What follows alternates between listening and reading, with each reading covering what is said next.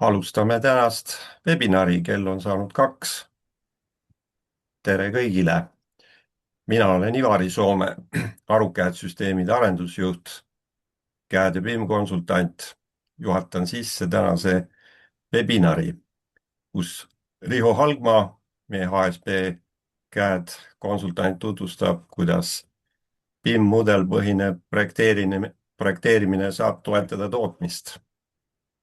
Riho näitab lähemalt ühtlasi HSB CAD tarkvaraga CNC mudelpõhist töötlust ja tellimist ning tutvustab tootmise digitaliseerimise võimalusi HSB Make ja HSB View moodulite abil. Tänane webinar ongi tehnilisemat laadi ja sisu. Kes soovib aga HSB kohta rohkem taustainfot, andke märku, saame jagada linke. Viimati eelmisel aastal oktoobris toimunud seminari kohta. Seal tutvustati HSB kontserni ja tegevusi laiemalt, sealhulgas AutoCAD kui Revit platvormil erilahendusi. Webinaris teeme salvestuse, mida jagame kõigile osalejatele. Webinari käigus on osalejate mikrid küll suletud, kuid saate oma küsimusi läkitada chati kasti jooksvalt, milledele siis Riho vastab küsimuste-vastuste voorus. Avame siis ka mikri vabamaks suhtluseks soovijatele. Tänane maakeelne webinar ei taha jääda ainukordseks, plaan on lähiajal webinariseeriat jätkata, kus eraldi keskenduda HSB for Revit teemale, HSB View arengutele ja lisaks teemasid tuleb kindlasti. Aga soovin teile head põnevat kuulamist ja annan siit edasi sulle, Riho. Palun, saad siit jätkata. Jaa, aitäh, Ivar. Jah, tere kõikidele, et siis kes mind võib-olla juba teab, minu nimi on Riho Halgma, et olen siis peale ülikooli lõpetamist terve elu siis tegelenud puitmajatehastega ja siit ka siis üks samm ka HSB CAD-ile, et olen pikalt projekteerinud, kasutanud ja ka läbi siis nii-öelda projektijuhtimiste silmade seda nii-öelda rakendanud. Et siis tänane siis teemaks on jah, siis on üks BIM siis nii-öelda tootmissuunaline. HSB CAD kui selline, võib-olla alguses öeldakse, et see on ainult projekteerimistarkvara. Päris nii see ei ole, et see on tegelikult siis üks, kui öeldakse nii-öelda, kui jagada 3 gruppi, siis ta on projekteerimispool, siis HSB Make on siis puhtalt tootmisele mõeldud ja tegelikult on olemas HSB Share, mis on siis nii logistika kui ka platsi ehitusele mõeldud alltöövõtjatele.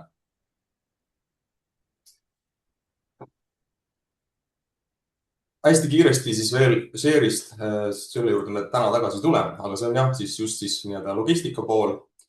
On siin ka stacking ehk siis koormate koostamine, et kõik käib siis nagu mudeli põhjal, klikates elementidele ja auto siin nii-öelda visuaalselt siis nii-öelda läheb täis. Et see on siis alltöövõtjatele rohkem mõeldud. Aga praegu siis keskendume siis disaini poole peale, HSB disain. Nii nagu Ivar ütles, siis tegelikult on disain nii Reviti platvormil kui ka siis AutoCAD-il. AutoCAD-i on hästi palju pikalt või oluliselt pikemalt arendatud ja tal on ka väga palju erinevaid mooduleid, ka alates siis puidust, katused, liimpuit, palk, metallkarkass ja ka väga palju on ka siis sellised erinevaid neid meigiga seotud lisafunktsioone nagu multivoolidel ja sellised. Aga kui üldse mõelda, et mis asi on siis nii-öelda see BIM projekteerimine. See BIM sõna on päris pikalt olnud. See on nüüd ajas on ka nii-öelda ilusti kenasti kasvanud. Siin on tulnud väga palju erinevaid dimensioone juurde küll aeg, kestvus ja nii edasi, aga tegelikkuses algne mõte on ikkagi, et see on siis building information modeling. Et siis on mõeldud siis ehitustele, modelleerimine ja informatsiooni sisaldus. Ja siinkohast teeme ühe praktilise näite. Tegemist on siis identse olemisega või projektiga. Kõikidel on 3D-kehad siin juures. Siin on ka töötlused, on kalasabad, tapid, mis iganes puurimised. Aga ainult üks nendest saame öelda, et on nii-öelda BIM modelleerimine. Ehk siis, kui ma võtan selle, tal on küll 3D-kehad on olemas, aga nendel kehadel puudub informatsioon. Nad on lihtsalt 3D solided, väga hea vaadata, võid lõikeid teha, nii edasi. Aga tegelikkuses me ei saa nagu lahterdada seda BIM projekteerimiseks. Et BIM-iks tähendab siis seda, et ka lisaks geomeetriale tuleb kaasa siin oluliselt palju erinevaid parameetreid. Klassikaliselt positsiooninumbrid, nimetused ja ka igasugused tuulingud. Et jah, kui me mõtleme selle BIM-i all siis, et projekteerimine ei ole lihtsalt 3D-keha. See 3D-keha on väga ilus, hea vaadata, aga sellest ei piisa. Ja on vaja siis ikkagi kaasa panna erinevaid parameetreid. AutoCAD-i platvormil vahet ei ole, kas siis on palk, on mõni hiidala, bruss, erinevad roovid, laudis, miks ka mitte terastooted, erilised profiilid, plekid ja ka vinklid. Kõikide nendele saab ühtemoodi anda lisainformatsiooni. Kõigepealt geomeetria, paksus, laius, pikkus on standardselt ja võiks öelda, et minimaalselt, mida oleks nagu vaja kaasa panna, oleks alati siis positsiooninumber, nimetus, on ta siis roov, on ta siis bruss, hiidala, materjal, grade. Need põhilised on ka asjad, mis siis liiguvad ka edasi masinatesse, Undekerid, Eimanid ja nii edasi. Ja muidugi saab anda nendele väga head lisainformatsiooni, on siis näiteks roov, informatsioonilahtrisse anda täiendav, kas on mingi värvimine, on mingi töötlus või on näiteks leebel all immutatud, pakkimisinfo, töötluste info, et neid kõiki on vaja siis nii-öelda juurde panna. Ei pea, aga see sõltub siis nii-öelda ennekõike siis tootmis- ja platsi inimeste nii-öelda soovidest. Mis rida, mida võiks tähendada, see on tegelikult vaba valik. Ei pea olema grade'i all, ei pea ilmtingimata C24, aga ta viitab sellele, et siis on väga paljud on tegelikult ka siis nii-öelda improviseerinud, kasutatud name'i rida näiteks artiklikoodina või mis iganes. Sest kui teha näiteks erinevaid profiile, on see teras või miks mitte ka tavaline bruss ja sa tead, et nad on artiklitega seotud, siis on võimalik tekitada niisugune raamatukogu ja panna lukku ennekõike name, materjal ja grade. Ja see on selline asi, mida siis keegi teine nii-öelda muuta ei saa. Et tehakse natukene nii-öelda lollikindlamaks võiks öelda niiviisi, et kogemata ei muudeta. Ja kui on vaja lisada erinevat informatsiooni, siis on meil siin kasutada 1, 2, 3, 4 lahtrit. Kõik need siin allpool, beamcode'id, tekstuurid, tammid ja muud asjad, need on rohkem projekteerijatele, et need siin enam Google spetsifikatsiooni edasi liigu.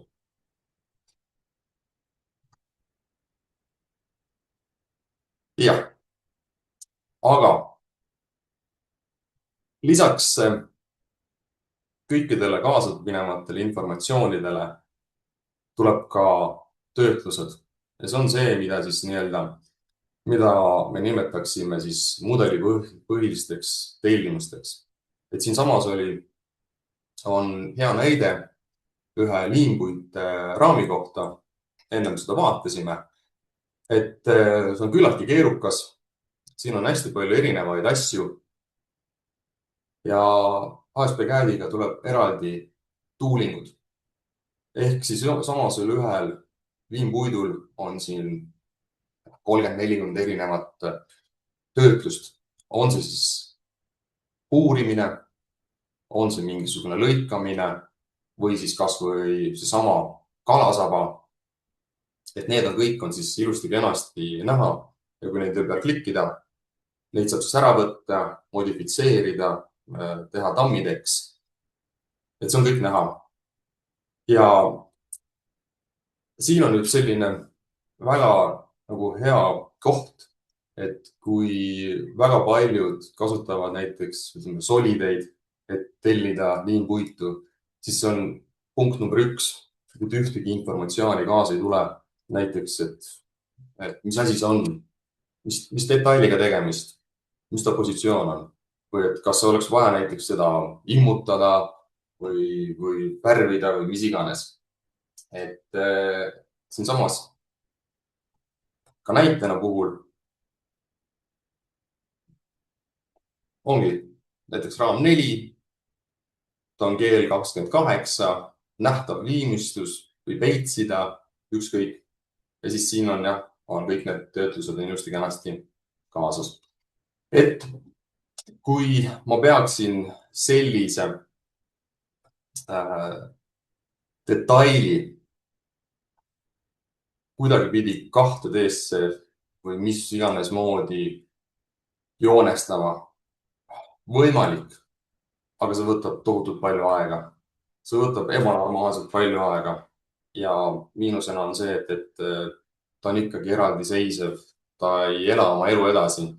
Et näiteks kui staatik on pannud mingisugused postid tagant paika, see võetakse, tõstetakse kõrvale mudelist välja oma koha pealt, lastakse õhku, tehakse asju.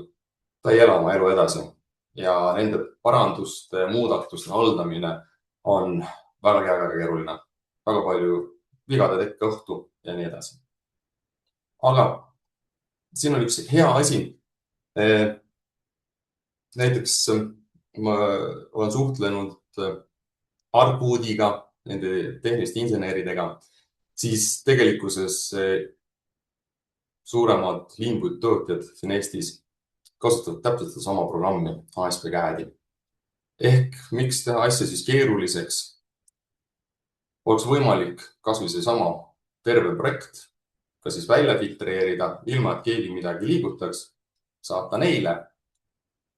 Nemad näevad oma töötlusi, nemad saavad siit teha oma ekspordi, kas nad saadavad selle K2 või saadavad mingisse muusse masinasse, saavad teha siin väikseid modifikatsioone. Keegi peab hakkama vaeva nägema ümbernimetamiste peale ja mis iganes. Ja kõik saavad ühtemoodi aru.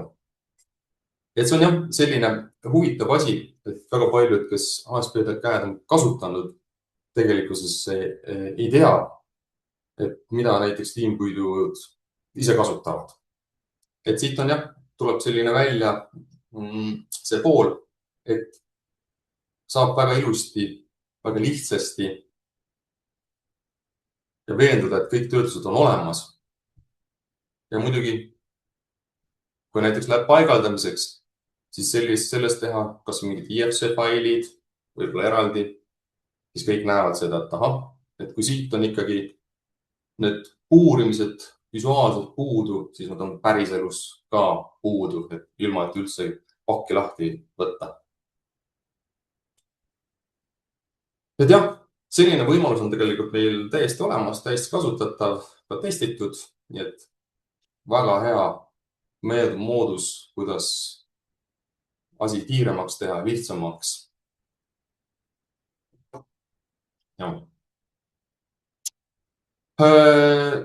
Siit edasi minna.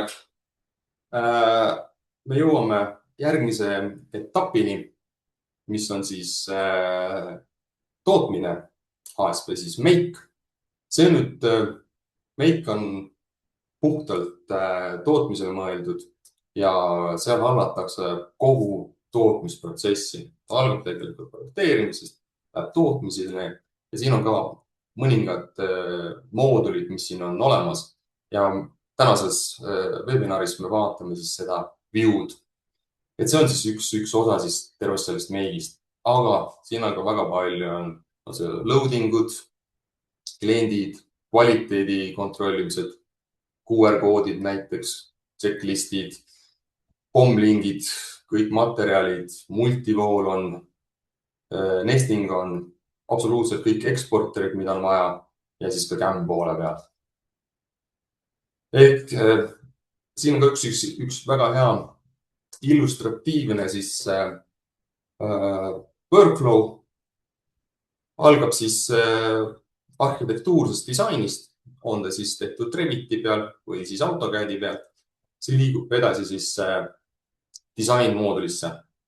Et kui on tehtud Revitis, väga hea, kellel on ASP Revit, saab seal jätkata sellist niisugust head loogilist protsessi. Kui on AutoCAD, siis tegelikult Reviti ja AutoCAD-i vahel on olemas siis omad lingid ka. Ja kogu see siis üritus liigub siis Make'i. Make on siis jah, nagu öeldud, kogu tootmisprotsessi haldamiseks. Toetab ERP-süsteemi, et siis ongi niiviisi, et õige fail õigel hetkel õiges kohas. On ta siis PVN, on ta PTL, VUP, mis iganes. Kui see protsess on läbi, siis liigub edasi share'i. Kui nüüd vaadata sellist asja, mille poolest siis ASP Make ja View siis erinevad. Aga enne nagu ütlesin, siis on ASP Make on siis terviklik juhtimissüsteem offsite tootmisele. Sa saad tootmist planeerida, jälgida ja seda kogu protsessi algusest lõpuni. Seal on ajaline aken, kui palju mingisugune protsess võiks aega võtta. Saate need jälgida töövoogu ehk leida need oma kitsaskohad, mida peaks paremaks tegema. View on siis üks hästi pisikene osa sellest Make'ist ja ta on nii-öelda siis välja tõstetud ja ta on täiesti iseseisev lahendus. Ja ennekõike on see mõeldud siis paberivaba tootmisele. Ta pakub siis tehase siis nii-öelda puussepadele ja operaatoritele hästi lihtsalt ligipääsu digitaalsetele tööjoonistele, sõlmedele. Ta on hea, lihtne, kiire seadistada. Tööjoonised on nii-öelda laivis ehk nad töötavad läbi eksporteri, et sisuliselt see protsess on täpselt samasugune, kas tehakse PVN-faile või siis tehakse siis ASP View'le tööjoonised.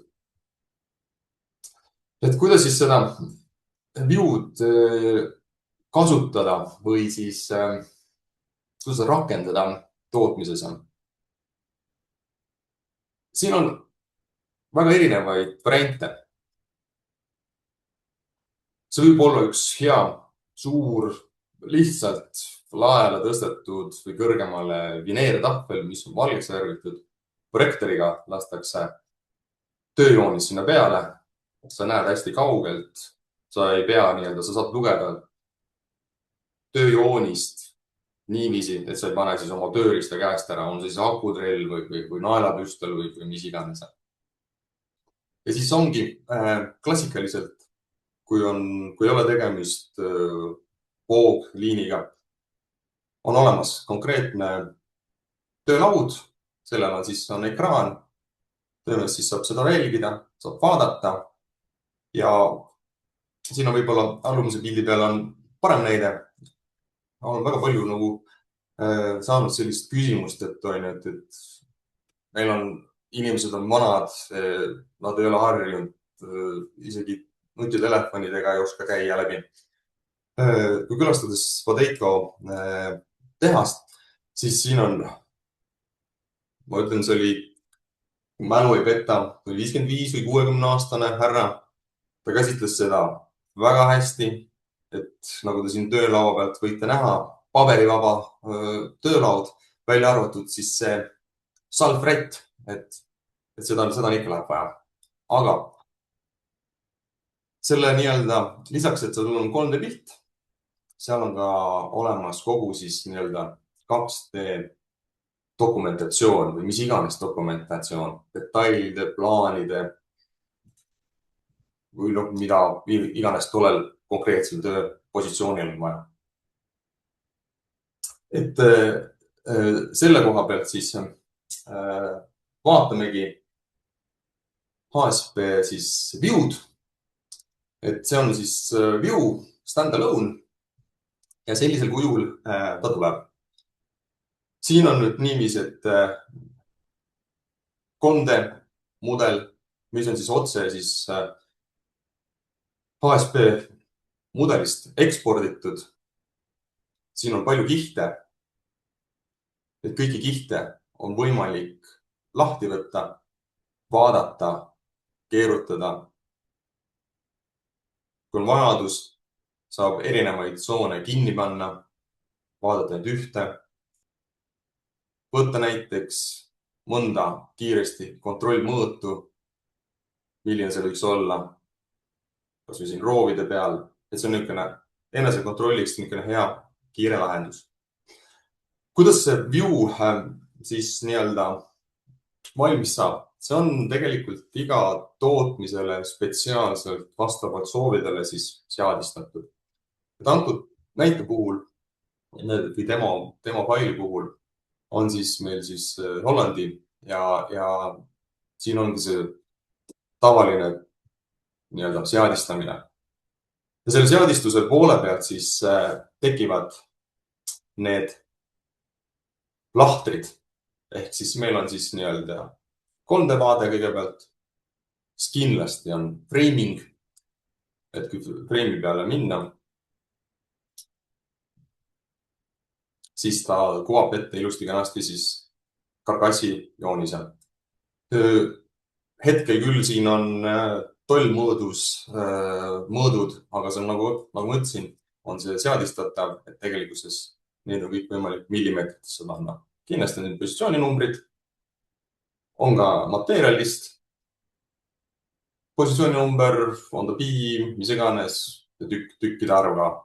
Ja siis, kui siin klikata, siis kõik on omavahel nii-öelda seotud, et mingisugused erinevused on.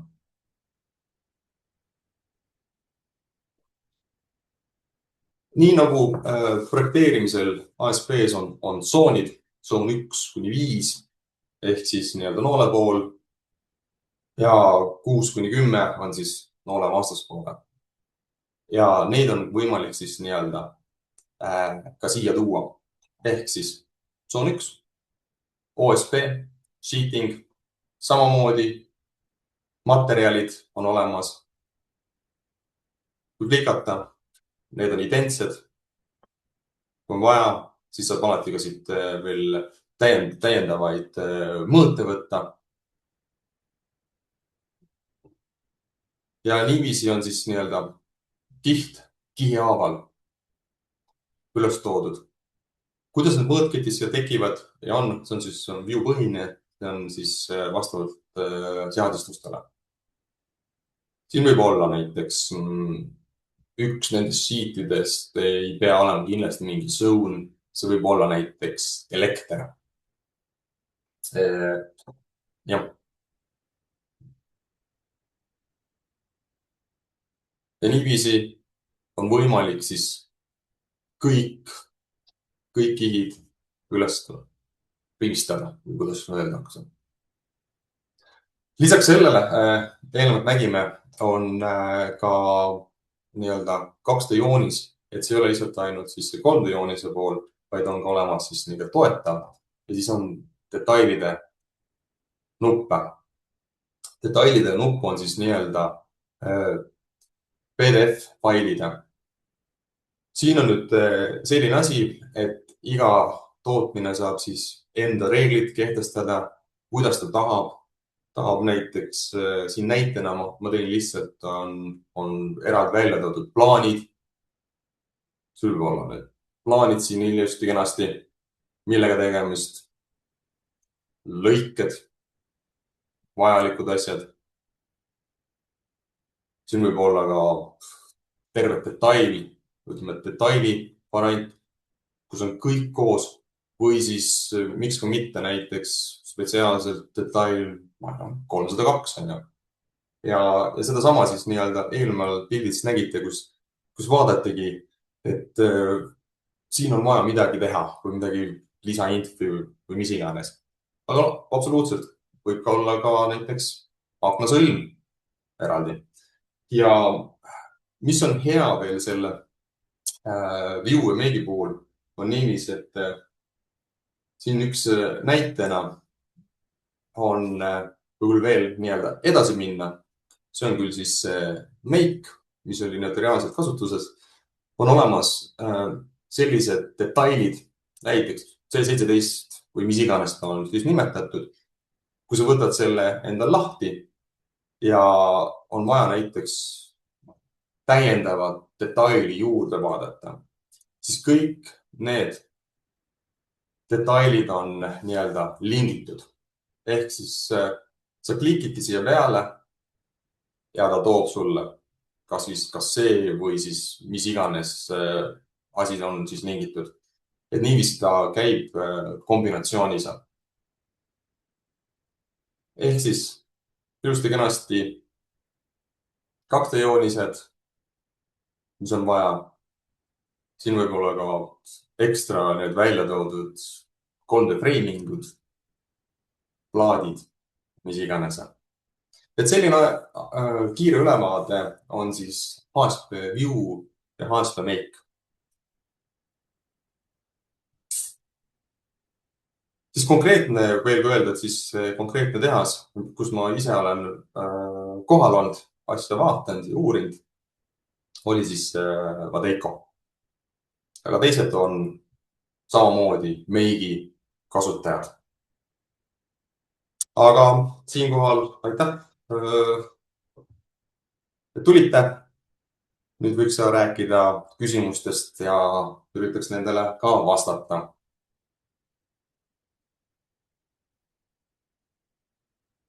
Nii.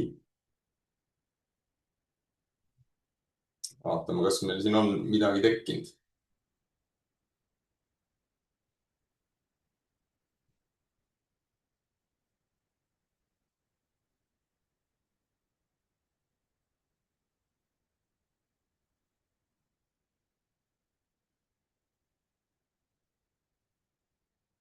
Nii, nüüd on ka mikrofon on avatud, et kes soovib, saab ka kiiresti midagi küsida, et kasutage võimalust.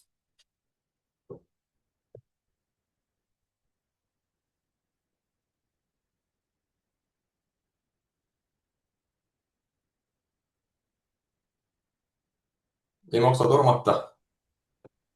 Siis on üks küsimus üles laaditud. Kas ASP ka arvutab?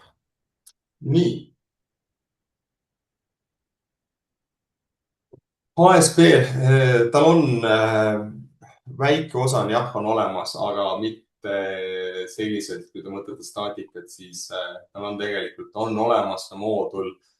Ma ei tea, et väga paljud seda kasutaksid, kaasa arvatud mina, et olen näinud seda, vaatanud, aga ei ole proovinud.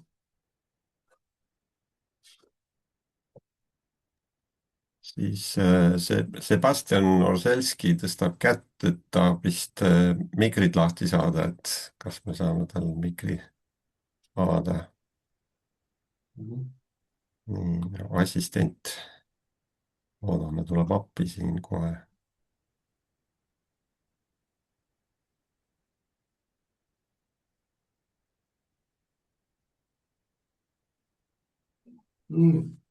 Nii, tundub, et meil on üks tehniline probleem, kui on võimalik, siis siin ongi, et Sebastian, go ahead, you can speak in English as well. Be free.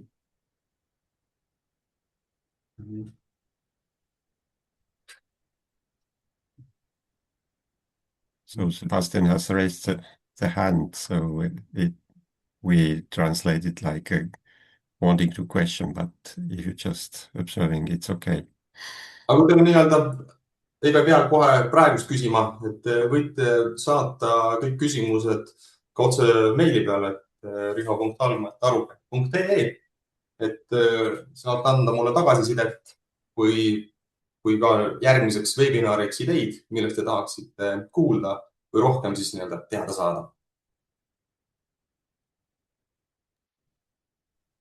Just nii, et Jah, saab aga ma arvan küll, et suhelda siis ja ärme siis jää ootama, kui meil praegu küsimusi ei ole, nii et ja tänan teid, et tulite ja teeme seda, jätkame selle webinariga.